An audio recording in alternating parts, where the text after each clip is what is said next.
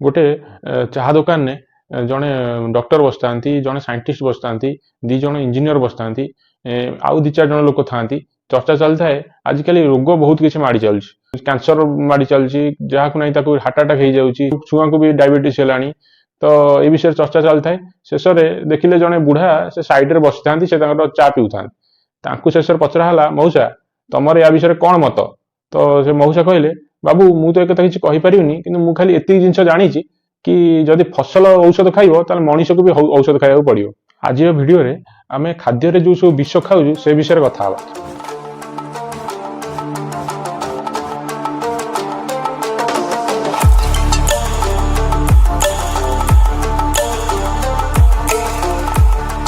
आमको सफा सुतुरा घर खाइबा आमको भल लगे जेपर्यंत होटेल बार झाड़ नाल से नमिष्ट आमको टेस्ट आसेनी आम आगे देखुवा से परिश्रा कर हाथ न धोई से सब कम कर जिनस पत्र सब असना कर रखुव आम तारी पाखे लाइन लगे हाँ को ओरिजिनल जिनस यूज करता सब डुप्लिकेट जिनस नकली पनीर नकली सॉस नकली मसला पचा सड़ा परिया को केमिकल पानी बुड़े से परिबा आम कि तार आगे लाइन लगे कि टाकरा फुटे खाई जाऊँ। पनीर न्यूज तो आपने समझ देखी तो डुप्लिकेट पनीर की कहते आनालग पनीर एटा स्टार्च वेजिटेबल ऑयल आ किसी केमिकल को मिसई तैयारी करछंती तो एटा आर दाम पूरा सस्ता तो मोर देन 90% दुकानी यही पनीर यूज करछंती किंतु आपण आश्चर्य हेबे जानी कि ए आनालग पनीर यूज करिया इलीगल नुह आमको तो जणिया कथा ना आम ओरिजिनल खाऊछु कि डुप्लिकेट खाऊछु ओरिजिनल कहि कि हम डुप्लिकेट खुआउछंती चालू जिंस कथा छाड़ंतु बड़ बड़ ब्रांड भी असली ना रे नकली बिकुछंती पैकेट ऊपर लिखा थी फ्रेश टमाटो सॉस किंतु पछरे लिखा थी this is only a brand name this does not represent the true nature तमाने आमे खाली एटा ना देइछु एटा सत्य फ्रेश टमाटो नुह बिस्किट रे लिखा थी काजू बिस्कुट किंतु पछरे आपण इंग्रेडिएंट्स देखिबे 0.5% 1% काजू थी आइसक्रीम किनला परे आपण केबे त पछपटे देखिछन से कोथे तयारी हेछि सब देखो वेजिटेबल ऑयल तयारी हेछि वेजिटेबल ऑयल मिल्क पाउडर मिसई की से तयारी करछन तमाने हम छुआ को आइसक्रीम दउछ माने हम ताऊ तेल पियाउ छोट बेलू सबू जिनस पाम ऑयल वेजिटेबल ऑयल तैयारी हो फॉरेन में जोटा बैन अच्छी कि हाईली कंट्रोल्ड अच्छी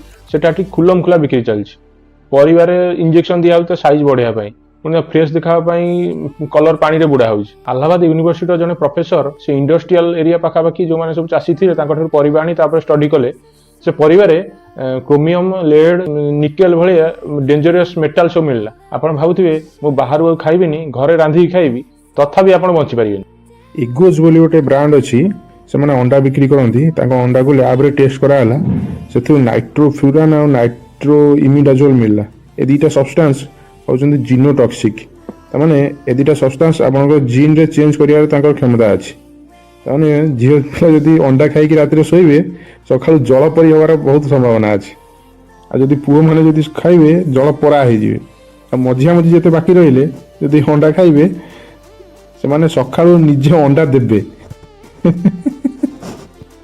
ना ना सेमिति किछि हबो नाही किंतु डॉक्टर मनन बोरा अनुसार आपन कैंसर होई पारे। भारत गोटे धर्मनिरपेक्ष राष्ट्र एटा हमहु छोट बळु घोषे दिया जायछि एमिति भारत धर्मनिरपेक्ष होई जाय जे को गोटे डिपार्टमेंट धर्म ठीक से पालन करू से पुलिस डिपार्टमेंट हो कि एजुकेशन डिपार्टमेंट हो कि जुडिशियरी हो देखिए धनी शक्तिशाली लोक पई सुप्रीम कोर्ट अधा रात रे खोला है जज आसी ता केस सुनुछन किंतु आपण देखिए साधारण लोक पई सुप्रीम कोर्ट तो छाड़ू डिस्ट्रिक्ट कोर्ट गोटा खोला हबार के आपण सुनिछन लोक गाड़ी चढ़े कि मारी दउचंती तांको कोन पनिशमेंट मिलुची ना 300 पेज रे एसे लिखि दियो किंतु आमको कौन कहुच्छी equal justice equality before law अमुक ढिंकी बग एमती गोटे महाभ्रष्ट डिपार्टमेंट हूँ FSSAI food safety standards authority of India आम टैक्स पैसा दरमा नहीं नाई रे तेल पकई शुचंती जी जहाँ पाइला खाइबा जिनस मिसई बिकी चलती बड़ बड़ कंपनी मैंने सुद मिछ कथा कहीकि प्रोडक्ट बिकी चलती FSSAI सर्टिफिकेट मिल जाए फेमस ORS केस कथा जानी केते कंपनी ORS ना चीनी पानी बिकी चलते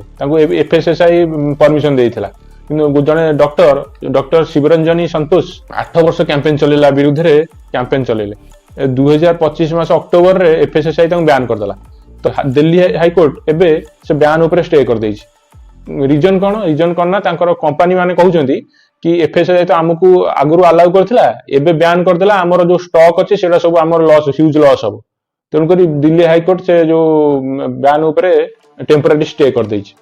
धन्यवाद ये डॉक्टर को ये नथिले आमे आज भी ORS जगह चीनी पानी पिउ थांते 8 वर्ष लागिला FSSAI रो नीति भांगिया को अच्छा 8 वर्ष भितर केते लोक ORS पैसा देकी चीनी पानी पीथेबे।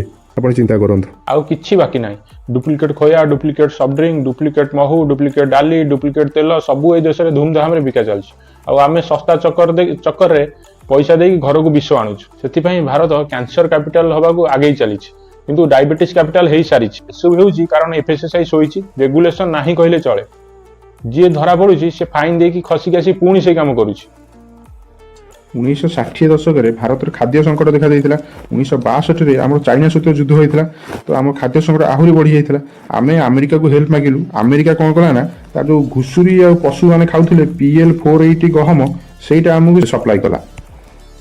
1965 ମସିହାରେ ପାକିସ୍ତାନ ସହିତ ଆମର ଯେତେବେଳେ ଯୁଦ୍ଧ ହେଲା, ସେତେବେଳେ ଆମେରିକା ଆମକୁ ପ୍ରେସର ପକାଇଲା, ତୁମେ ଯୁଦ୍ଧ ବନ୍ଦ କର, ନହେଲେ ମୁଁ ଗହମ ସପ୍ଲାଏ କରିବିନି। ତ ଆମେ ସେତେବେଳେ ଚିନ୍ତା କଲୁ, ଆମେ ଖାଦ୍ୟ ପଦାର୍ଥ ପାଇଁ ଆଉ କାହା ଉପରେ ନିର୍ଭର କରିବାନି, ଆମେ ନିଜେ ଚାଷ କରିବା। ତ ପଞ୍ଜାବ ରିଜନରେ ଗ୍ରୀନ୍ ରିଭଲ୍ୟୁସନ୍ ଆମେ ଆରମ୍ଭ କଲୁ। କିନ୍ତୁ ପଞ୍ଜାବର ଆଗ୍ରୋ କ୍ଲାଇମେଟିକ୍ କଣ୍ଡିସନ୍ ଏ ଆର୍ଟିଫିସିଆଲ ଫୁଡ୍ ଗ୍ରେନ୍ସ ପ୍ରଡକ୍ସନ୍ ପାଇଁ ଜମାରୁ ସୁଇଟେବୁଲ୍ ନଥିଲା। ମାନେ ଆମେ ଯେଉଁ ଅତ୍ୟଧିକ ସାର କୀଟନାଶକ ଦେଇ ଆମେ ଯେଉଁ ଚାଷ କରିବା ଆମେ ଯେଉଁ ପ୍ଲାନ୍ କଲୁ, ସେଇଟା ପଞ୍ଜାବର ଜଳବାୟୁ ଏତେ ସୁହାଉନଥିଲା। କିନ୍ତୁ ଯେତେ ଆମର ସଦର୍ନ ଷ୍ଟେଟ୍ସ ହେଇଗଲେ, ମାନେ କର୍ଣ୍ଣାଟକ ହେଇଗଲା, ଆନ୍ଧ୍ରପ୍ରଦେଶ ହେଇଗଲା, ତାମିଲନାଡ଼ୁ ହେଇଗଲା, ତାଙ୍କର ଜଳବାୟୁ ଯେତେ ସୁଇଟେବୁଲ୍ ଥିଲା, ପଞ୍ଜାବର ସେତେ ସୁଇଟେବୁଲ୍ ନଥିଲା। ତାହେଲେ ପ୍ରଶ୍ନ ଉଠୁଛି, ଗ୍ରୀନ୍ ରିଭଲ୍ୟୁସନ୍ ଆମେ ପଞ୍ଜାବରେ କ'ଣ ପାଇଁ ଷ୍ଟାର୍ଟ କଲୁ? 1940ରେ ମୁସଲିମ ଲିଗ୍ ଦ୍ୱାରା ଲାହୋର ଡିକ୍ଲାରେସନ୍ ପାସ୍ ହେଇଥିଲା, ଯାହା ଜରିଆରେ ସେମାନେ ଅଲଗା ପାକିସ୍ତାନ ମାଗିଲେ। ତ ଶିଖ ମାନେ କ'ଣ ଭାବିଲେ, ମୁସଲିମ ମାନଙ୍କୁ ତ ପାକିସ୍ତାନ ମିଳିବ, ହିନ୍ଦୁମାନେ ତ ଇଣ୍ଡିଆରେ ରହିବେ, ତ ଆମେ କୁଆଡ଼େ ଯିବୁ? ଯେତେବେଳେ 1947ରେ ଯେତେବେଳେ ଭାରତ ପାକିସ୍ତାନ ପାର୍ଟିସନ୍ ହେଇସାରିଲା, ତାପରେ 1948 ମସିହାରେ ତାରା ସିଂ ଥିଲେ ଆମର ଅକାଳୀ ଦଳର ଲିଡର ଥିଲେ।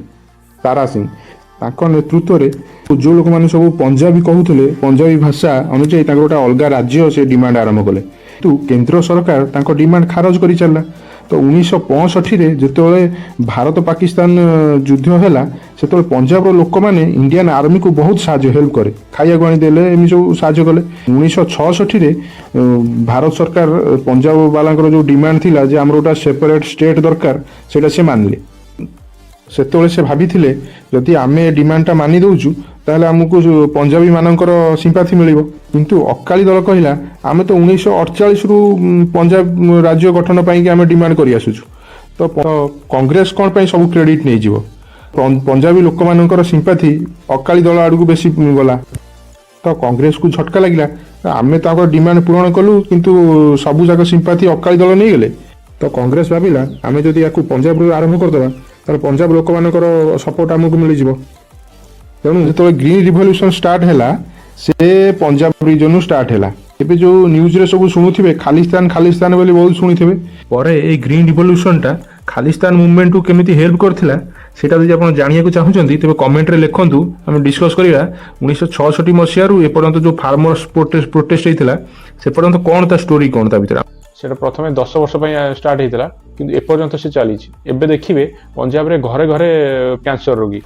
ସେ ପଞ୍ଜାବ କଥା ଛାଡ଼ନ୍ତୁ, ଓଡ଼ିଶାରେ ଦେଖିବେ ଯେଉଁ ବଡ଼ ବଡ଼ ପରିବା ମାର୍କେଟ ସବୁ ଅଛି, ଭୁବନେଶ୍ୱରରେ ଯେମିତି 1 ନମ୍ବର ମାର୍କେଟ, ଆପଣ ପଚାରିବେ କୋଉଠୁ ପରିବା ଆସୁଛି, ନା ସବୁ ବରଗଡ଼।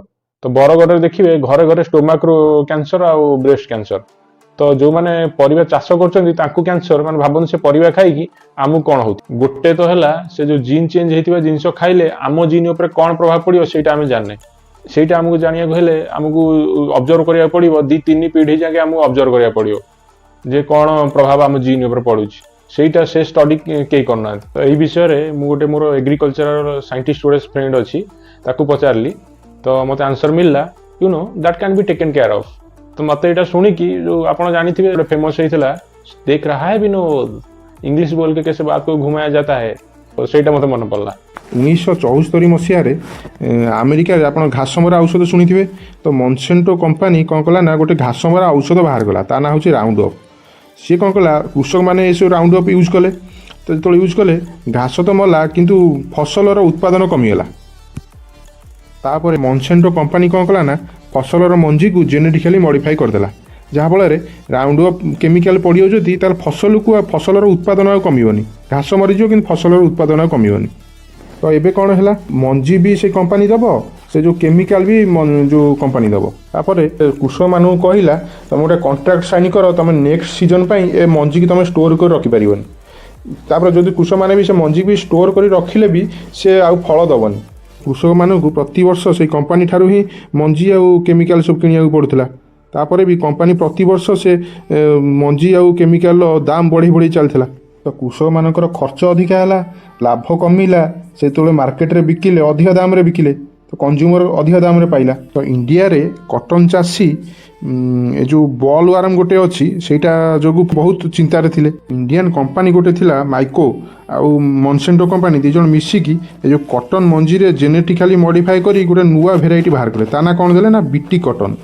ବିଟି କଟନ୍ କ'ଣ କରୁଥିଲା ନା ନିଜେ ହିଁ ବିଷ ରିଲିଜ୍ କରୁଥିଲା ଯେଉଁଥିରେ ସେ ବଲ୍ ୱାର୍ମ ମରିଯାଉଥିଲେ। ଫସଲ ଉତ୍ପାଦନ 3-4 ଗୁଣା ବଢ଼ିଗଲା। ତ ଏ ପ୍ରୋବ୍ଲେମ୍ ସଲ୍ଭ ହୋଇଗଲା। କିନ୍ତୁ ୟାର ଦୁଷ୍ପରିଣାମ କିଛି ଦିନ ପରେ ସାମ୍ନାକୁ ଆସିଲା। ପ୍ରଥମ ଦୁଷ୍ପରିଣାମ ହେଲା ପ୍ରତିବର୍ଷ କମ୍ପାନୀ ତା'ର ମଞ୍ଜିର ଦାମ୍ ବଢ଼େଇ ବଢ଼େଇ ଚାଲିଲା। ସେକେଣ୍ଡ ଦୁଷ୍ପରିଣାମ ଏଇଟା ଥିଲା କି କମ୍ପାନୀ ଚାଷୀଙ୍କ ସହିତ ଗୋଟେ କଣ୍ଟ୍ରାକ୍ଟ ସାଇନ୍ କରିଥିଲା ଯାହା ଅନୁସାରେ ଚାଷୀମାନେ ଯାହା ଲାଭ କରିବେ ସେଥିରୁ 70% କମ୍ପାନୀ ନେଇଯାଉଥିଲା। ଆର ତୃତୀୟ ଦୁଷ୍ପରିଣାମ ହେଲା ଧରିନିଅ ମୁଁ ଗୋଟେ ଅର୍ଗାନିକ୍ ଚାଷ କରୁଛି, ମାନେ ମୋ ଦେଶୀ ଚାଷ ମୁଁ କରୁଛି, ମୋ ସାଇଡ଼୍ରେ ଯାହା ବିଲ ସିଏ ସେ ଯେଉଁ ମନସେଣ୍ଟୋ ଠାରୁ ଆଣିକି ମଞ୍ଜି ତା'ର GM କ୍ରପ୍ କରୁଛି। ତ କ'ଣ ହେଲା ନା ମହୁମାଛି ହେଇଗଲେ କି ଅଲଗା କୀଟପତଙ୍ଗ ହେଇଗଲେ ଯେଉଁମାନେ ପରାଗ ସଂଗମ କରନ୍ତି, କ୍ରସ୍ ପଲିନେସନ୍ କଲେ।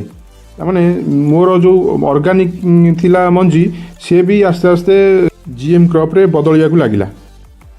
ମାନେ ଆମ ପାଖରେ ଆଉ ଦେଶୀ ମଞ୍ଜି କିଛି ବଞ୍ଚିଲାନି। ତ କୃଷକମାନେ ଏ ଯେଉଁ କମ୍ପାନୀ ବିରୁଦ୍ଧରେ କୋର୍ଟରେ କେସ୍ କଲେ।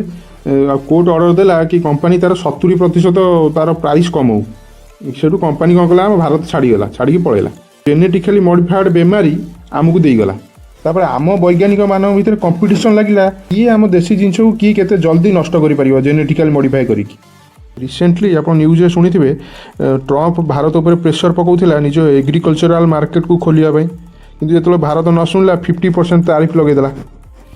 କିନ୍ତୁ ଭାରତ ସରକାର ଶୁଣିଲାନି, କହିଲା ତାରିଫ୍ ଲଗାଉଛ ପଛେ ଲଗା, କିନ୍ତୁ ଆମେ ଓପନ୍ କରିବୁନି ମାର୍କେଟ। କାରଣ ଆମେରିକାର ସବୁଯାକ ଜିନିଷ GM କ୍ରପ୍, ମାନେ ଜେନେଟିକାଲି ମଡ଼ିଫାଏଡ୍।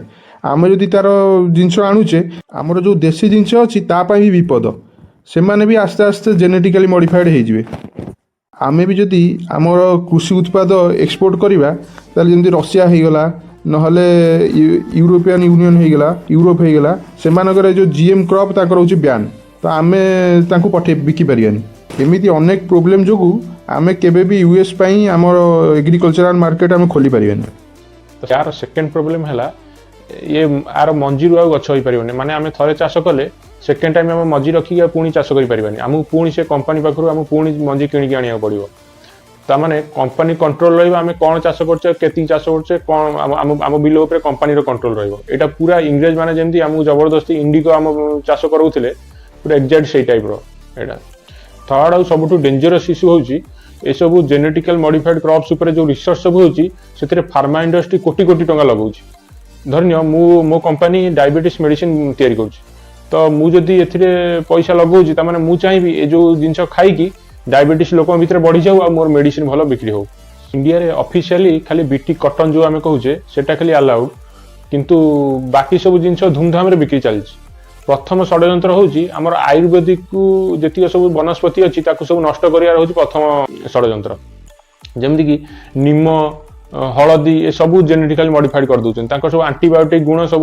नष्ट हो जाऊँ तेणुक मु चाषी भाई मानू जो मैंने चाष कर अनुरोध करुच्ची गोटे भाग आप रखु निज देशी आम देशी जिनस चाष करूँ कारण धरिन कोरोना भाया किसी इमरजेंसी समय आसला से आपन को आउ कंपनी उपर निर्भर होगा पड़ोनी निज पाखे मंजी थी आप बंचीजी यदि आज भिडियो आप नुआ किसी जानिले तेज आम भिडियो टी लाइक करूँ सब्सक्राइब करूँ आम सपोर्ट भी करूँ आ किसी क्वेश्चन थे आप कमेंट करूँ जय जगन्नाथ।